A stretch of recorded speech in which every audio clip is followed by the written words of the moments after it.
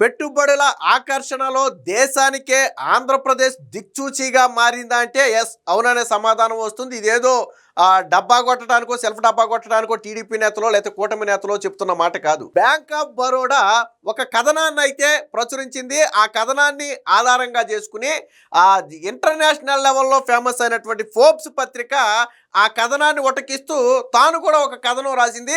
దాని అంతిమ సారాంశం ఏంటంటే పెట్టుబడుల గమ్యస్థానంగా ఆంధ్రప్రదేశ్ నిలిచింది. 2025-26 ఆర్థిక సంవత్సరానికి గాను వచ్చిన మొత్తం పెట్టుబడులలో 25% పెట్టుబడులను ఆంధ్రప్రదేశ్ కైవసం చేసుకుంది. రెండోది విషయం ఏంటంటే రెండో ప్లేస్లో ఉన్నటువంటి రాష్ట్రం కేవలం 13% పెట్టుబడులే సంపాదించింది. ఆంధ్రప్రదేశ్ మొదటి స్థానంలో 25%కి పైగా పెట్టుబడులు సంపాదించి ప్రథమ స్థానంలో ఉంటే దాని దరిదాపుల్లో కూడా మరొక రాష్ట్రం లేదు. అంటే ఏ స్థాయిలో ఆంధ్రప్రదేశ్ పెట్టుబడులను ఆకర్షించిందో మనం దీన్ని బట్టి అంచనా వేయచ్చు. అంటే ఇప్పుడు చిన్న మాట కూడా మాట్లాడుకోవాలి. ఎవరో నిన్న మొన్న మాట్లాడుతూ పక్క రాష్ట్రం మాజీ ముఖ్యమంత్రి కూడా ఒక మాట మాట్లాడాడు కేసీఆర్. ఏమని? అసలు ఈ పెట్టుబడులే కాదు, నిజంగా పెట్టుబడులు కాదు, అది వంటోళ్ళని తీసుకొచ్చి పెట్టుబడులని గతంలో చంద్రబాబు నాయుడు డ్రామా ఆడాడు, అవన్నీ ఉత్తుత్తిదే, అవన్నీ వచ్చే పెట్టుబడులు కాదని చెప్పి కేసీఆర్ ఒక మాట మాట్లాడాడు. మరి కేసీఆర్ ఇప్పుడు మరి సమాధానం చెబితే బాగుంటుంది. ఎందుకంటే ఇప్పుడు ఇది నేను ఇందాకే చెప్పినట్టుగా నేను చెప్తున్నది కాదు. ఫోర్బ్స్ పత్రికలో ఒక వ్యక్తి పేరు కానీ ఒక రాష్ట్రం పేరు కానీ రావాలి అంటే అది ఎంత కష్టమో రాజకీయ నేతలకు బాగా తెలుసు. కేసీఆర్కి కేటీఆర్కి బాగా తెలిసి ఉంటుంది. కాబట్టి మరి కేటీఆర్ అయినా దీన్ని చూసి సమాధానం చెబితే బాగుంటుంది. అంటే సరే, రాజకీయాల్లో ఒకళ్ళ మీద ఒకళ్ళు విమర్శలు చేసుకోవడం కామన్, కానీ జరిగిన అభివృద్ధిని కూడా జరగలేదని చెప్పడం. ఇక మనం వైసీపీ గురించి ఎంత తక్కువ మాట్లాడుకుంటే అంత మంచిది. ఎన్ని పెట్టుబడులు వచ్చినాయి కానీ అవన్నీ సెల్ఫ్ డబ్బాలే అంటారు తప్ప అయితే దీని వెనక కృషి ఉంది. మనం ఏదో ఫోర్బ్స్ పత్రికల్లో పేరు వచ్చిందని గొప్పగా చెబుతున్నాం కానీ అందులో పేరు రావడానికి మరి పడిన కష్టం, అటు చంద్రబాబు గారు కావచ్చు, ఇటు లోకేష్ గారు కావచ్చు, ఇరువురు ప్రపంచం మొత్తం కూడా తిరిగి పెట్టుబడిదారులను ఆకర్షించి రాష్ట్రానికి రప్పించి మొన్న వైజాగ్లో జరిగినటువంటి పెట్టుబడుల సదస్సులో వారితో పెట్టుబడులకు ఒప్పించారు. సో మరి దీని వెనకున్న కష్టం కూడా అంతే కష్టం, ముఖ్యంగా నారా లోకేష్. సో ఈ పెట్టుబడులు తీసుకురావడం వెనక తెర వెనక ఎవరిదయ్యా కష్టం అంటే నారా లోకేష్. మనం ట్రోల్ చేయటం ఈజీ, విమర్శలు చేయటం ఈజీ, కానీ వచ్చిన కష్టాన్ని గుర్తించడం అనేదే విజ్ఞత. సాధారణంగా నాకు తెలిసి తెలుగు రాష్ట్రాలలో పొలిటికల్గా అత్యంత ట్రోల్ అయిన వ్యక్తి నారా లోకేష్ ఒకప్పుడు. కానీ ఈరోజు అత్యంత స్ట్రాంగెస్ట్ నాయకుడు కూడా నారా లోకేషే. అత్యంత స్ట్రాంగెస్ట్ యంగ్ నాయకుడు ఎవరయ్యా అంటే నారా లోకేష్ పేరే చెప్తారు. మీకు రెండు తెలుగు రాష్ట్రాల్లో ఆ స్థాయి పేరున్న వ్యక్తి మరొక వ్యక్తి లేడు. సో భవిష్యత్తులో నారా లోకేష్ ప్రపంచంలో ఎలా ఉంటుంది అనేది చెప్పడానికి ఇదొక శాంపుల్ మాత్రమే. నారా లోకేష్ పనితీరు ఎలా ఉంటుంది అనేది చెప్పడానికి ఇదొక శాంపుల్ మాత్రమే. భవిష్యత్తులో నారా లోకేష్ ఆశాజ్యోతిగా మారతాడు అని చెప్పడానికి ఇదొక శాంపుల్ మాత్రమే. ఎందుకంటే కష్టపడేవాడికి ఎప్పుడైనా సరే అర్హత ఉంటుంది, ఏ స్థానాన్ని అధిరోహించడానికైనా అర్హత ఉంటుంది. నారా లోకేష్ ఈరోజు ఆ కష్టాన్ని, ముఖ్యంగా తండ్రి బాటలో తనయుడు అనే పదానికి నిదర్శనంగా ఒక రకంగా చెప్పాలంటే తండ్రిని మించిన తనయుడిగా నారా లోకేష్ ఇప్పుడు ఈ స్థాయిలో కష్టపడుతున్నాడు అంటే ఆ క్రెడిట్ మొత్తం కూడా చంద్రబాబు గారికి చెందుతుంది. ఎందుకంటే తన కొడుకుని ఆ విధంగా తీర్చిదిద్దారు. మొత్తంగా పెట్టుబడుల వ్యవహారంలో ఈరోజు ఎప్పుడైతే ఫోర్బ్స్ పత్రికలో ఒక కథనం వచ్చిందో మళ్ళీ ప్రపంచం మొత్తం ఆంధ్రప్రదేశ్ వైపు చూసింది. ఆల్రెడీ ఒకసారి చూసింది. గూగుల్ ఆంధ్రప్రదేశ్ వచ్చినప్పుడు ప్రపంచం మొత్తం ఆంధ్రప్రదేశ్ వైపు చూసింది, ఇండియా వైపు కాదు, ఆంధ్రప్రదేశ్ వైపు చూసింది. మళ్ళీ ఇప్పుడు ఈ కథనం వచ్చిన తర్వాత మరొక్కసారి ఆంధ్రప్రదేశ్ వైపు దేశం మొత్తం కూడా తిరిగి చూస్తుంది అంటే అది ఆంధ్రప్రదేశ్ యొక్క గొప్పతనం, ముఖ్యంగా చంద్రబాబు గారు నారా లోకేష్ కష్టానికి ప్రతిఫలంగా చెప్పుకోవచ్చు. సో ఇదే ఈ బ్యాంక్ ఆఫ్ బరోడా ప్రచురించినటువంటి కథనం. ఇక్కడ రాయొచ్చు చూడండి. Data for the 3 quarters of FY 2026 అని చెప్పి బ్యాంక్ ఆఫ్ బరోడా ఇచ్చినటువంటి కథనం. ఇందులో చూడవచ్చు మీరు. ఇక్కడ ప్రథమ స్థానంలో ఆంధ్రప్రదేశ్ 25.3% పెట్టుబడులను ఆంధ్రప్రదేశ్ కైవసం చేసుకుంటే రెండవ స్థానంలో ఉన్న రాష్ట్రం ఒడిశా 13.1. మరి 25%కి 13% ఏమైనా సంబంధం ఉందా? దాదాపుగా 12% తేడా ఉంది. సెకండ్ ప్లేస్లో ఉన్నటువంటి స్టేట్కి 12% పెట్టుబడుల వ్యత్యాసం ఉంది అంటే ఆషామాషి వ్యవహారం కాదు. అంటే ఎవరికి అందనంత ఎత్తులో అనే ఒక పదాన్ని మనం వాడతాం చూసారా? ఎస్, ఆ పదం ఈరోజు కరెక్ట్గా ఆంధ్రప్రదేశ్కి సరిపోతుంది. ఎవరికి అందనంత ఎత్తులో ఈరోజు ఆంధ్రప్రదేశ్ ఉంది అంటే ఆ క్రెడిట్ మొత్తం కూడా నారా లోకేష్ గారికి, చంద్రబాబు గారికి దక్కుతుంది. ఇక థర్డ్ ప్లేస్కి వచ్చేటప్పటికి మహారాష్ట్ర ఉంది, తెలంగాణ వచ్చేటప్పటికి 9.5%, గుజరాత్ 7%, తమిళనాడు 4.9%, రాజస్థాన్ 4.3%, ఛత్తీస్గఢ్ 3.9%, మధ్యప్రదేశ్ 3.2%, ఉత్తరప్రదేశ్ 2.7%, వెస్ట్ బెంగాల్ 2.6%, కర్ణాటక 2.1%, ఇక అస్సాము, జార్ఖండ్ ఇవన్నీ 1% కంటే తక్కువ ఉన్నాయి అనుకోండి. బట్ ఎంటైర్లో అంటే సింహ భాగాన్ని ఆక్రమించి దేశంలోనే రారాజుగా, పెట్టుబడుల్లో రారాజుగా నిలిచినటువంటి రాష్ట్రం ఆంధ్రప్రదేశ్. విమర్శలు చేసినంత ఈజీ కాదు పేరు తీసుకురావడం, ఇదేదో డబ్బులు ఇస్తేనో లేకపోతే సెల్ఫ్ డబ్బాలు కొట్టుకుంటూనే ప్రచురించే కథనాలు కాదు ఇవి. వాళ్ళు ఎవరికి డబ్బా కొట్టాల్సిన అవసరం లేదు, వాళ్ళు ఫ్యాక్ట్స్తో మాట్లాడతారు, ఉన్న విషయాలు మాట్లాడతారు.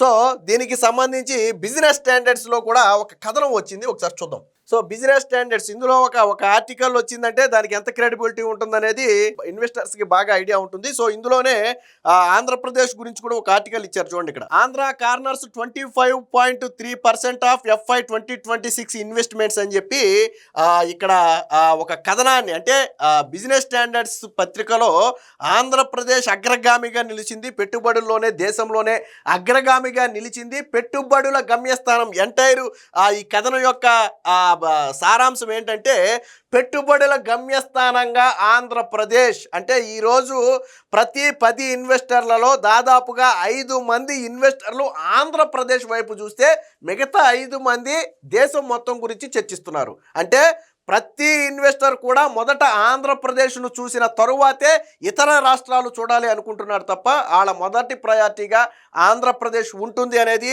ఆ ఎంటైర్ ఈ కథనం యొక్క సారాంశం. ఇలాంటి అంటే నేను ఇందాకే చెప్పా, ఇదేదో సెల్ఫ్ డబ్బాలు కొట్టుకోవడం కాదు, మనం సెల్ఫ్ డబ్బాలు కొట్టుకుంటే వచ్చే కథనాలు కాదు.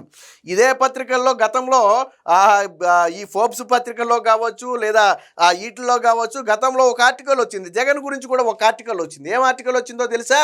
కియా పరిశ్రమను తరిమేస్తున్నారన్న ఆర్టికల్ వచ్చింది. జాతీయ మీడియాలో ఆర్టికల్స్ వచ్చిన తరువాతే జగన్మోహన్ రెడ్డి కియా పరిశ్రమను ఎక్స్టెన్షన్ ప్లాంట్ నెలకొండా అడ్డుకున్నాడు. అప్పట్లో వైసీపీ వేధింపులు తట్టుకోలేక కియా ఎక్స్టెన్షన్ ప్లాంట్ ఇతర రాష్ట్రానికి వెళ్ళిపోతుంది, గతంలో వచ్చినటువంటి అతి భారీ ఇన్వెస్ట్మెంట్ FDI ఏదైతే ఉందో అది బయటికి వెళ్ళిపోతుందని చెప్పి జాతీయ స్థాయిలో కథనాలు వస్తే జగన్మోహన్ రెడ్డి అప్పుడు ఉలిక్కిపడి దాన్ని వెళ్లకుండా ఆపాడు.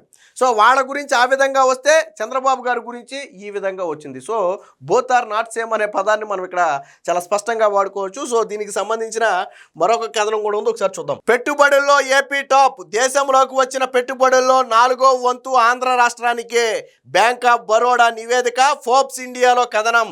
పెట్టుబడులు అనుకూల విధానాల ఫలితం, అనుమతులు శరవేగంగా ఇస్తున్నాం, రంగాల వారీగా సుస్థిర విధానాలు, మౌలిక వసతులకు అత్యధిక ప్రాధాన్యత, అందుకే అగ్రస్థానంలో ఉందని చెప్పి ప్రభుత్వం దాని అంటే ఎందుకు ఆంధ్రప్రదేశ్ అగ్రస్థానంలో ఉంది అనేది కూడా ప్రభుత్వం ఒక వివరణ అయితే ఇచ్చింది. ఇందులో ఈజ్ ఆఫ్ డూయింగ్ బిజినెస్ ఉండేది గతంలో, దాన్ని స్పీడ్ ఆఫ్ డూయింగ్ బిజినెస్గా చంద్రబాబు గారు మార్చారు. దానికి నిదర్శనమే ఈరోజు పెట్టుబడుల్లో ఆంధ్రప్రదేశ్ హవాకు ప్రధాన కారణం. పెట్టుబడులు ఆకర్షించడంలో ఆంధ్రప్రదేశ్ దేశంలోనే అగ్రస్థానంలో నిలిచింది. 2025-26 ఆర్థిక సంవత్సరంలో ఏప్రిల్ నుంచి డిసెంబర్ వరకు దేశవ్యాప్తంగా వచ్చిన పెట్టుబడుల్లో 25.3% ఆ రాష్ట్రానికే వెళ్ళాయని, ఇతర రాష్ట్రాలన్నిటికంటే కూడా గరిష్ట వాటాను సొంతం చేసుకుందని బ్యాంక్ ఆఫ్ బరోడా నివేదికను ఉటకిస్తూ ఫోర్బ్స్ ఇండియా తాజాగా కథనాన్ని ప్రచురించింది. ఇండియా ఒడిశా 13.1%, మహారాష్ట్ర 12.8%తో తర్వాతి స్థానాల్లో నిలిచాయి. అంటే తర్వాత 2 స్థానాల్లో ఉన్న రాష్ట్రాలు సాధించినటువంటి పెట్టుబడులు ఆంధ్రప్రదేశ్ ఒక్కటే సాధించింది. చూడండి, 2-3 స్థానాల్లో ఉన్న వాళ్ళు ఇద్దరూ కలిసి సాధించింది దాదాపుగా 12, 13, 25.9%. కానీ 25.3% ఆంధ్రప్రదేశే సాధించింది. అంటే ఆల్మోస్ట్ కింద 2 రాష్ట్రాలు సాధించినటువంటి పెట్టుబడులు పైన ఆంధ్రప్రదేశ్ ఒక్కటే సాధించింది. సో అది ఆంధ్రప్రదేశ్ గొప్పతనం. జాతీయ స్థాయిలో మొత్తం ప్రతిపాదిత పెట్టుబడుల్లో ఈ 3 రాష్ట్రాలే 51% దక్కించుకున్నాయని కూడా తెలిపింది. తర్వాత తెలంగాణకు కూడా కొన్ని పెట్టుబడులు వచ్చాయి, దీనికి కూడా సంబంధించి కూడా ఉంది, ఒకసారి చూద్దాం. తర్వాత తెలంగాణ 9.5%గా నమోదు చేసింది. ఈ 9 నెలల కాలంలో 26.60 లక్షల కోట్ల పెట్టుబడుల ప్రతిపాదనలు వచ్చాయని, గత ఆర్థిక సంవత్సరంతో పోలిస్తే ఇప్పుడు వచ్చినటువంటి పెట్టుబడులు దాదాపుగా 11.5% ఎక్కువని నివేదిక తెలిపింది. 26.60 లక్షల కోట్లలో అత్యధికంగా ఇంధన రంగంలో 22% పెట్టుబడులు ప్రతిపాదనలు వచ్చాయి. ఇక రసాయన రంగంలో 21%, మెటల్ ఉత్పత్తుల్లో 17%, ఐటీ ఆధారిత రంగాల్లో 10% పెట్టుబడులు వచ్చినట్టుగా అయితే తెలిపింది. ఇక దేశంలో పెట్టుబడులు పారిశ్రామిక భవనాలు దక్షిణ తూర్పు కారిడార్ల వైపు వీస్తున్నాయని చెప్పి వీస్తున్నాయనడానికి ఇదే నిదర్శనం అని చెప్పి రాష్ట్ర ప్రభుత్వం శుక్రవారం ఒక ప్రకటన తెలిపింది. రాష్ట్రంలో పెట్టుబడులు అనుకూల పాలన ఉందని, అనుమతులు శరవేగంగా ఇస్తున్నామని, రంగాల వారీగా విధానాలు తీసుకొచ్చామని, పోర్టులు, పరిశ్రమలు, కారిడార్లు, లాజిస్టిక్ కిందన డిజిటల్ రంగాల్లో మౌలిక వసతులకు అత్యధిక ప్రాధాన్యం ఇస్తున్నామని, దీనివల్లే పెట్టుబడుల అగ్రస్థానంలో నిలిచామని పేర్కొంది. అంతర్జాతీయ దేశీయ ఇన్వెస్టర్లతో నిరంతరం క్రియాశీలకంగా సంప్రదింపులు జరుపుతున్నామని, సుస్థిర పాలసీలు అమలు చేసే కార్యశీల యంత్రాంగం తోడ్పాటుతో మ్యానుఫ్యాక్చరింగ్, పునరుత్పాదక ఇంధనం, ఎలక్ట్రానిక్స్, డేటా సెంటర్లు, మొబిలిటీ తదితర రంగాల్లో అత్యధిక పెట్టుబడులకు అవగాహన కుదుర్చుకున్నట్లుగా తెలిపింది. సో ఫోర్బ్స్ లో వచ్చినటువంటి కథనాన్ని నారా లోకేష్ కూడా క్వైట్ చేస్తూ ఒక పోస్ట్ అయితే పెట్టారు. సో పెట్టుబడిలో ఏపీ దూసుకుపోతుంది, ఎక్స్ లో లోకేష్ ఫోర్బ్స్ కథనాన్ని ట్యాగ్ చేసిన మంత్రి.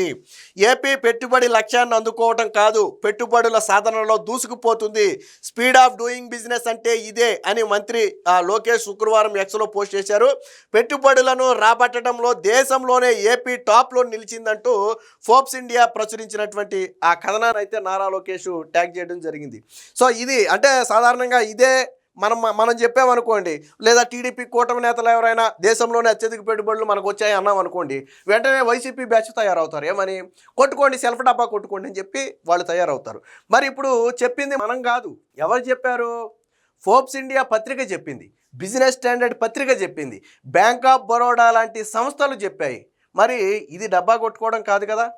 సో వాళ్ళు ఫ్యాక్ట్స్తో మాట్లాడతారు, ఫ్యాక్ట్స్నే ప్రచురిస్తారు. సో అలాంటి వాటిల్లో ఈరోజు ఆంధ్రప్రదేశ్ గురించి వచ్చింది అంటే దేశంలోనే పెట్టుబడులకు గమ్యస్థానంగా ఆంధ్రప్రదేశ్ ఉంది.